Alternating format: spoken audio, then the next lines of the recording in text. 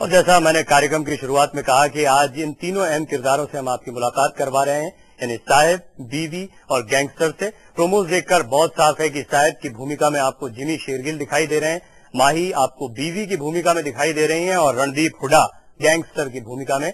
सबसे पहले आप तीनों का बहुत स्वागत है और बहुत सारी शुभकामनाएं। पूरी उम्मीद करते हैं कि फिल्म आगे बहुत अच्छा काम करे। लेकिन मैंने ये जो आप लोगों का इंट्रोडक्शन दिया है सही दिया। साहिब जिमी है, बीवी तो नो डाउट माही ही होंगी और गैंगस्टर रणदीप। हाँ जी, हाँ बिल्कुल सही दिया आपने। नमस्कार प्रवीण जी, बिल्कुल सही बोला आपने। साहिब का किरदार निभा रहा हूँ, हमारी जो बीवी है, और रणदीप गैंगस्टर। इस फिल्म को इसके टाइटल के साथ ही लोगों में थोड़ा सा इंटरेस्ट जागा था कि क्या जैसे देवदास को देव डी के तौर पर पेश किया गया था, गुरुदत्त साहब की क्लासिक फिल्म साहिब, बीवी और गुलाम को एक नए अंदाज में पेश किया जा रहा है आज के तौर पर। जिमी, पहले आपसे क्या ऐसा कुछ देखा जाए, यानी तौला जाए कि जमाना बदला है लेकिन वो जो उसकी आत्मा है कहानी की वो कुछ कुछ वैसी है? जी नहीं, मेरे हिसाब से इस फिल्म का टाइटल सबसे पहले डिसाइड हुआ था, डायरेक्टर ने किया था तिग्मांशु धूलिया साहब ने। और जो इसके किरदार हैं साहिब, बीवी और गैंगस्टर, वो हम इतना कह सकते हैं कि कहीं ना कहीं थोड़े से इंस्पायर्ड हैं ओरिजिनल साहिब, बीवी और गुलाम, लेकिन उसकी कहानी से इसका कोई लेना देना नहीं। इसका कम्प्लीटली डिफरेंट स्टोरी आज की डेट में सेट है, ये कहीं इंटीरियर्स में उत्तर प्रदेश में। और ये किरदार जो है तीन, साहिब, बीवी और गैंगस्टर, ये किस तरीके से इनका इंटरेक्शन है उसके फिल्म। भाई, जब तिग्मांशु किरदारों की खोज में थे या कास्टिंग कर रहे होंगे, उस वक्त बीवी के तौर पर आपका चेहरा उनके जहन में क्या इसीलिए आया क्योंकि पिछली कुछ फिल्मों में आपका किरदार ऐसा ही बोल रहा है, या कुछ डार्क शेड्स के किरदार देखने को मिले हैं पहले?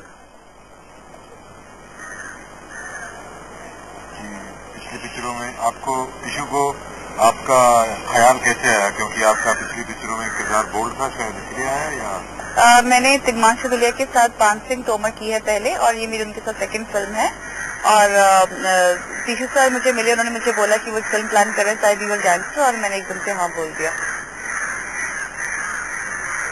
रणदीप, आप तक तो मेरी आवाज पहुंच रही है। मैं आपसे एक बहुत जरूरी सवाल पूछना चाहता हूं क्योंकि प्रोमोज में बहुत प्रोमिनेंटली वो चीज सामने आ रही है। ये लड़कियों को इम्प्रेस करने के लिए गिटार बजाना कितना जरूरी है? ये आज के दौर में इसका थीम ये है कि अगर आप आज के दौर में अंग्रेजी ढंग से नहीं बोलते हैं या थोड़े हैप और कूल नहीं होते हैं तो लड़कियां आपको घास नहीं डालती हैं। तो शायद इसीलिए वो तिग्मांशु ने वो डायलॉग डाला था और वो काफी पसंद आया है लोगों को कि एक छोटे वर्ग का लड़का अपने आप को ऊपर लाने के लिए क्या क्या नहीं कर सकता। रणदीप, आप जैसा मैंने अभी माही से पूछा, उनके जो पिछले कुछ किरदार रहे फिल्मों में वो बहुत मिलते जुलते रहे। हालांकि जैसा उनका कहना है कि उन्होंने एक फिल्म पहले भी की है और उस दौरान इस पर बातचीत हुई, लेकिन गैंगस्टर के तौर पर या इस तरह के एक्शन थ्रिलर में आप पहले भी देखे जा चुके हैं। क्या आपको लगता है आपकी कास्टिंग की वजह आपको फिल्म में गैंगस्टर की भूमिका के लिए आपके पुराने किरदार काम आए हैं? जी ऐसा नहीं है, क्योंकि इस फिल्म में जो गैंगस्टर है वो असली में गैंगस्टर नहीं है, गैंगस्टर साहिब है। ये एक कॉलेज का स्टूडेंट है जो कि कहीं फंस जाता है और वो साहिब के यहाँ बीवी की गाड़ी चलाने के लिए आता है एज अ ड्राइवर। तो वो उनके ऊपर लट्टू होके वो प्यार मोहब्बत में गैंगस्टर बनता है। ये शुरू से गैंगस्टर नहीं होता है। तो मेरे पुराने गैंगस्टर किरदारों से बहुत अलग है और मेरे ख्याल से टिशू ने वो देख के शायद कास्टिंग नहीं की, पर उन्होंने की, ये मैं उनका शुक्रगुजार हूँ। जिमी, आपका जहां तक सवाल है तो तिग्मांशु धूलिया के साथ आपका बहुत बहुत पुराना साथ रहा है। उनकी पहली फिल्म, उनकी डायरेक्टेड पहली फिल्म के साथ ही आप लोगों का ये रिलेशन शुरू हुआ था। तो तिग्मांशु के साथ क्या वही दोस्ती बनी रही और ये आप लोग लंबे समय से प्लान कर रहे थे ऐसा कोई प्रोजेक्ट? नहीं जी, हमने हासिल की थी साथ में। उसके बाद चरस एक फिल्म थी, वो भी मैंने की तिग्मांशु धूलिया के साथ, और उसके बाद कुछ 4-5 सालों का गैप आ गया था। और हम दोस्त तो थे, हमेशा मिलते रहते थे और बातें करते थे फिल्मों के बारे में कि आगे क्या कर रहे हैं क्या नहीं। लेकिन ये साहिब, बीवी और गैंगस्टर जो है वो ऐसी कोई प्लानिंग के साथ नहीं आया, ऑल ऑफ अ सडन हुआ। तिग्मांशु ने मुझे बोला कि एक ऐसा टाइटल है, ऐसी स्क्रिप्ट मैं लिख रहा हूँ और मैं चाहता हूँ कि तुम साहिब का रोल करो। एंड मेरे ख्याल से मैंने स्क्रिप्ट भी नहीं सुनी, मैंने सिर्फ वो टाइटल सुना और उन्होंने जो आइडिया सुनाया उतना ही क्या। तो आई थिंक एक दोस्त के तौर पे आप ये सारी डिसीजन जो हैं बहुत कॉन्फिडेंटली ले सकते हो कई बार। भाई, फिल्म की स्क्रिप्ट जब आपके सामने आई थी, जैसा आपने कहा आप पहले भी तिग्मांशु धूलिया के साथ काम कर चुकी हैं, और उस समय भी आपको अंदाजा होगा कि इस फिल्म में कितने बोल्ड सीन्स की जरूरत होगी या आपका किरदार किस किस्म का होगा।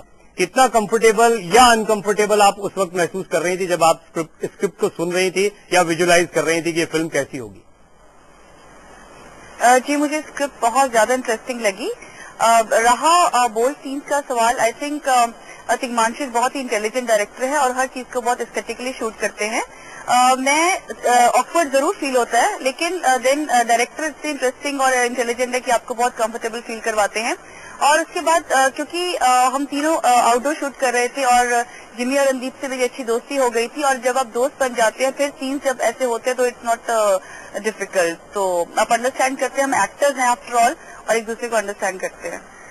भाई, अभी शुरुआत में जो मैं आपसे बात कर रहा था या जो सवाल आपको फॉरवर्ड किया था रणदीप ने, वो यही था बेसिकली कि अभी जो आपकी कुछ फिल्में आई, चाहे वो देवदी हो या उसके बाद राम गोपाल वर्मा के साथ आपने नॉट अ लव स्टोरी में भी काम किया, और उसके बाद में अभी साहब, बीवी और गैंगस्टर में आप सामने दिख रही, आपके ज्यादातर किरदार डार्क शेड के दिखाई दे रहे हैं। क्या आपको लगता है कि एक जॉनर, एक तरीका बन गया आपके रोल्स का, किरदारों का, जिन्हें ध्यान में रखते हैं ये डायरेक्टर?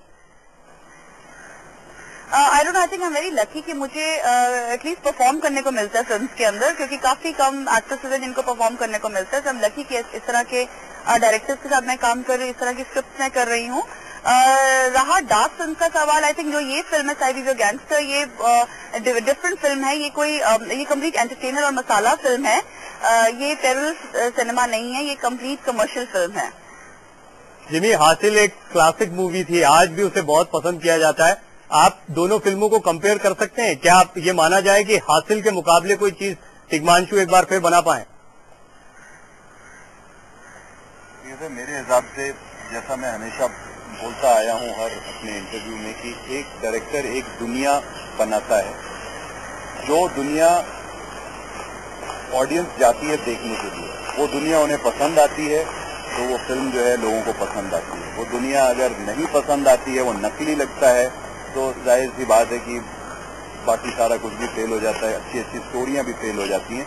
तो मैं हमेशा से कहता आया हूं कि इस फिल्म में एक दुनिया बनाई है, उन्होंने दुनिया दिखाई है, और उसके अलावा डायलॉग्स जो हैं इस फिल्म के, चलिए कहानी अच्छी है, प्लॉट अच्छा है, सब कोशिश करते हैं ये सब चीजें अच्छी हों, लेकिन कहीं ना कहीं इसमें डायलॉग्स जो हैं, जिस हिसाब से अब लोग इंजॉय कर रहे हैं, एक एक सीन में 4-4 बार लोग हंस रहे हैं, सीटियां मार रहे हैं, तो I think that is a very big victory. Apart from the fact कि एक दुनिया जो क्रिएट होती है, जो प्रोमोज में लोग देखते हैं, बोलते हैं यार ये कुछ अलग सा लग रहा है, ये कुछ अलग दुनिया लग रही है, हमने जाके देखी है। तो आई थिंक ये दोनों चीजों को करने में तिग्मांशु जो हैं वो इस बार भी कामयाब हुए हैं, क्योंकि हासिल के वक्त ही जब हासिल के प्रोमोज आ रहे थे, तो वहां पर उन प्रोमो से, डायलॉग से लोगों को ऐसा लगा कि ये कुछ अलग सी दुनिया लग रही है, ऐसी दुनिया लग रही है जो हमने शायद बहुत पहले देखी हो, और फिर लोग गए और उन्होंने आइडेंटिफाई किया उसके साथ।